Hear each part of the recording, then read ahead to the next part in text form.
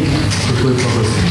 Kështu është mbrojtur Aldo Bare, i cilësuar si antar i bandës së Lushnjës, në seancën gjyqësore në gjykatën e krimeve të rënda, pas pretencës së prokurorisë. Organi i akuzës ka kërkuar burgim të përjetshëm për Aldo Baren, i cili akuzohet për vrasje me paramendim, shkatërim prone dhe këto vepra të kryera për llogari të organizatës kriminale. Për të gjitha këto akuza, prokuroria ka kërkuar 4 burgime të përjetshme dhe 3 burgime me 25 vjet burg për Aldo Baren. Ndërsa në seancën e kësaj radhe, avokati i Bares, Vladimir Meçi, ka paraqitur të gjitha provat e mbrojtjes, të përmbledhura në një konkluzion me 39 faqe. Ai ka pohuar se kjo çështje është politizuar dhe se të gjithë dëshmitarët që kanë dëshmuar në këtë gjyq nuk kanë drejtuar asnjëherë gishtin nga i pandehuri Bare për krimet për të cilat ai akuzohet. Pasi ka përmbledhur të gjitha konkluzionet, avokati ka pohuar se Bare është i pafajshëm, duke kërkuar lirimin e tij të menjëhershëm. Më pas, gjyqtarja Fatmira Ajdari ka kërkuar kohë për të dhënë vendimin përfundimtar për dënimin e Bares,